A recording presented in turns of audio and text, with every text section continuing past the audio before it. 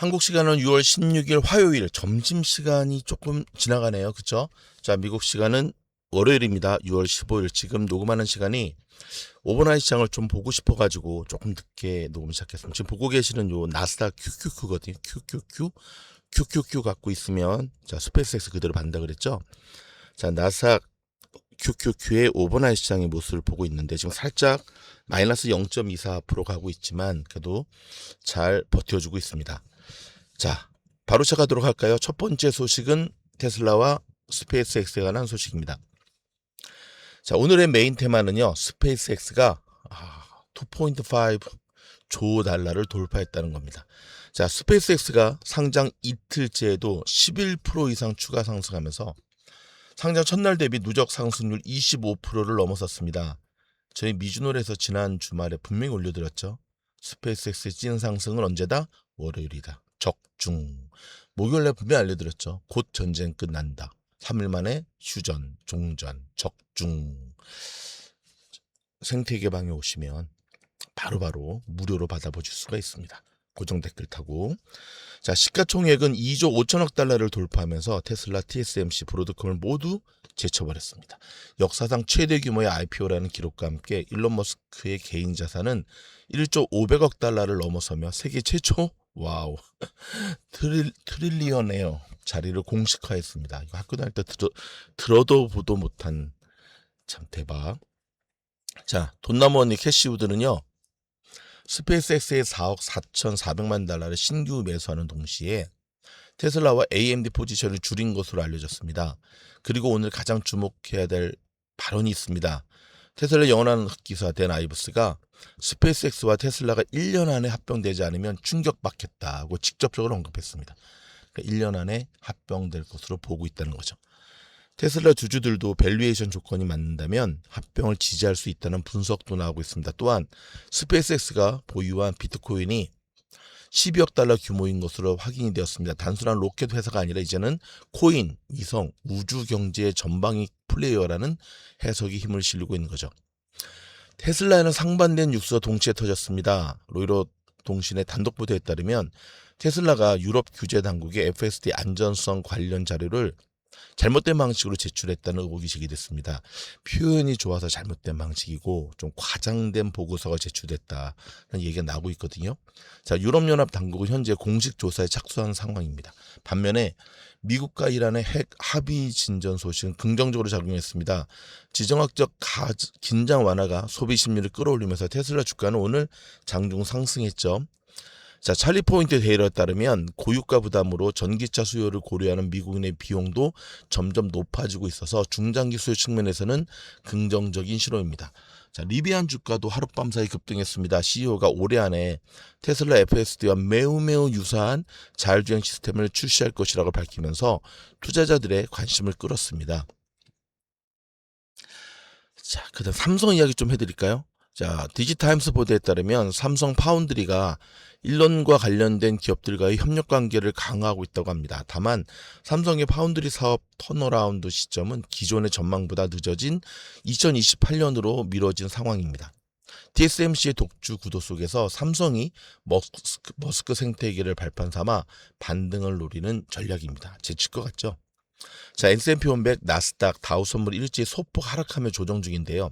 스페이스X의 IPO 랠리와 미국 이란의 협상 낙관론이 최근 시장을 끌어올렸지만, 자, 내일 모레죠. FOMC 회의를 앞두고 차익 실현 심리가 나타나는 모습입니다.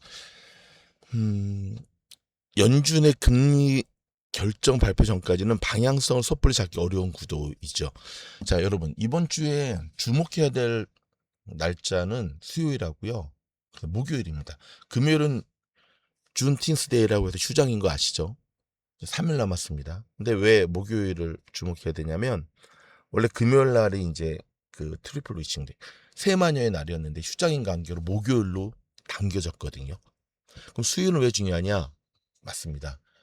새로운 의장이 뽑히고 연준 의장이 뽑힌 첫 FOMC 어떤 결과를 내놓을까? 웬만하면은 금리 인하를 단행하려고 밀어붙였겠지만 이번은 쉽지가 않죠. 왜냐하면 그렇게 밀어붙였다가 어떻게 되려고. 그렇죠. 연준 의장이 갖고 있는 상징성도 있지만 그래도 연준 총재들의 의견이 절대 다수라는 것을 반영하면은 지금 미국의 실물 경기가 전쟁 때문에 살짝 가려져서 그랬지 굉장히 안 좋은 상황이거든요. 자, 오늘의 시장의 키워드는 세 가지입니다. 스페이스X의 2.5조 달러 돌파, 테슬라의 FSD 유럽의 역풍, 그리고 FOMC 대규모드 스페이스X발 흥분이 시장을 달고 있지만 연준이라는 변수가 시장을 시켜내리는 형국이었습니다. 계속해서 이런 부분들이 여전히 반복되고 있습니다. 상당히 충격적인 리포트가 하나 나왔습니다. 연준이 올해 금리를 3번이나 올린답니다. 내년에 원상 복귀한답니다. 무슨 말입니까? 미국의 대형 자산 운용사이죠. PGIM이 연준이 올해 기준금리를 3차례 인상한 뒤에 내년에는 다시 인상문을 되돌릴 것이라는 이례적인 전망을 내놨습니다. 불과 2달 전까지만 해도 금리 인하를 예상했던 만큼 시장에 관심이 쏠리고 있는데요. 자, 블룸버그 통신에 따르면 오늘 프루덴셜 파이낸셜 산하 자문 회사인 PGIM은 최근 발표한 상반기 전망 보고서에서 미국 경제의 강한 회복력과 고착화된 인플레이션을 근거로 올해 연준이 3차례 금리를 인상할 것으로 내다봤습니다. 자, PGIM은 미국 경제를 둘러싼 기본 시나리오를 과열로 제시했는데요. 유가 상승에 따른 물가 압력이 지속될 것이라는 기존의 견해가 유지됐고요. PGIM은 이러한 배경과 연준이 5년 이상 2% 목표치를 상회하는 점을 고려할 때 연준이 제도적 신뢰를 강화하고 인플레이션 기대 심리를 묶기 위해서 올해 금리를 3차례 인상할 것으로 예상한다고 내다봤습니다. 특히 케빈 워시 신임 연준 의장이 금리 인상을 공급 측면 인플레이션과 장기물 국채 변동성에 대응하기 위한 예방적 조치로 설명할 경우에 정치적 명분을 확보할 수 있을 것으로 평가되었습니다. 다만 금리 인상 기조는 올해는 지속되지 않을 것으로 봤습니다. 연준이 내년에 3차례 금리를 인하하고 2028년에 추가로 한 차례 더 인하해 현재보다 다소 낮은 수준이 3.375%로 안팎으로 복귀할 것으로 예상했습니다. 야, 근데 워시가 저렇게 해도 과연 트럼프가 저거를 받아들일 수 있을까? 대단한 뒤통수 맞는다고 생각할 것 같은데요. 여러분, 오늘 일본 연준, 그렇죠? 일본 은행의 인플레이션치가 나왔는데 31년 만에 기준금리 1%대입니다. 고유가발 인플레이션 압력이 커졌다는 소식인데 이걸 좀 들여다봐야 되거든요. 자, 한번 보도록 할까요? 일본 은행이 기준금리를 31년 만에 최고 수준인 1%로 인상했습니다. 네, 금리 인상. 중동 분쟁에 따른 유가 상승으로 경제가 하방으로 흔들릴 위험보다 인플레이션 상승 압력이 높아졌다고 판단했기 때문에 그렇습니다. 또한 채권 시장의 안정을 위해 장기 국채 매입 규모 축소 정책은 내년 4월부터 중단하기로 했습니다. 와, 분위기 좀 안 좋네. 그렇죠? 자, 중국도 경제지표 발표됐는데요. 5월 산업 생산이 4.5%가 올랐고요. 소매 판매는 0.6% 감소했습니다.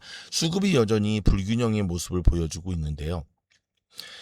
중국의 소비 부진이 계속 이어지면서 경제도 휘청휘청하는 모습들이 곳곳에서 발견이 되고 있습니다. 와, 스페이스X가 여러분 유럽에서도 청약 열기가 폭발하고 있답니다. 신청액이 25억 달러가 몰렸다라는 소식. 개미는 총알바지인가? 스페이스X 공모주 받은 개인들은 법적으로 바로 매도를 하면은 다음에 IPO 이거 못 받는다라고 철퇴를 가고 있는데 개미들한테만 이러고 기관들은 지네들끼리는 당일날도 매도할 수 있겠답니다. 정말 나쁜 놈들이죠. 예. 진짜 나쁜 놈들이야. 예, 저러면 안 되죠. 그렇죠? 여러분, 미국과 이란이 휴전에는 합의했지만 호르무즈 해협 두고 여전히 통행료를 받느니 안 받느냐 하면서 굉장히 막판 기싸움이 이어지고 있다고 합니다. 이것도 여러분 좀 우리가 늘 주목하면서 봐야 될 것 같습니다. 여러분, 시장이 오늘 많이 올랐지만 근데 냉정히 말하면 오늘 시장은 어저께 다 오른 거였죠. 그렇죠? 본장 막상 들어가서는 거의 찌뿌둥했잖아요. 요즘 시장이 이렇게 움직이거든요. 잠잘 때 우리 잠도 자지 말라는 얘기인가? 자, 미주놀 지금 공부방 12기도 모집을 하고 있고요. 그 다음에 무료 단톡방, 생태계방이라고 하죠. 고정 댓글 타고 들어오시면 미국 현지에서 혼란스러운 가운데서 정확하게 짚어드리고 유튜브 영상보다 좀 더 빨리 먼저 받아보실 수 있게 됩니다. 여러분, 저희 영상이 도움이 됐다 한다면 좋아요, 구독, 알림 눌러주시고요. 여행 중에도 매일매일 올려드리도록 하겠습니다. 고맙습니다.